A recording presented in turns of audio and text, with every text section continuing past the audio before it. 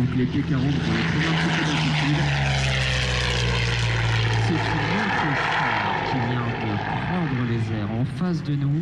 Cette fois, ce n'est pas un Spitfire. On retrouve un petit peu la même recette miracle avec un moteur particulièrement fin qui n'en est pas. Mais au début de la guerre, les Allemands et les Russes sont associés. Ils sont associés et puis évidemment cette association ne va pas durer très longtemps. Hitler a des appétits de conquête qui sont immenses. Il déclenche une opération, l'opération Barbarossa, qui va d'abord surprendre les Russes. Et les Russes savent s'organiser d'une grande, extrêmement redoutable face aux chasseurs allemands, les Messerschmitt 109 et F-190. C'est un avion russe et pourtant le code d'hélice est tricolore. Tout à l'heure, un capitaine qui était présent ici nous parlait d'un groupe de chasse qui est très cher à son corps, un groupe de chasse légendaire, je parle, qui sont à l'est de l'Europe.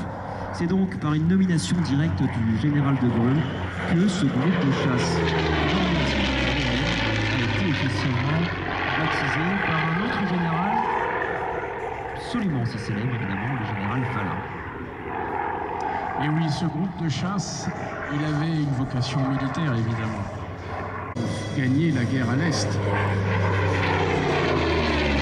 Néanmoins, ils ont contribué d'une façon tout à fait pertinente à, comment dirais-je, créer un choc psychologique à travers les moteurs des avions pour éviter qu'ils soient gelés et de ne pas pouvoir les redémarrer le lendemain matin.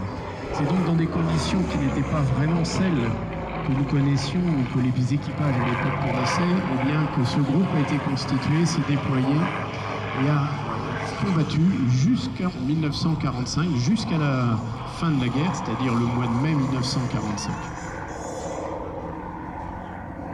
Et ces éléments, le fait de se battre aussi dans l'Est de l'Europe, vous permettent encore une fois d'asseoir davantage au retour du général de Gaulle en France en 1945.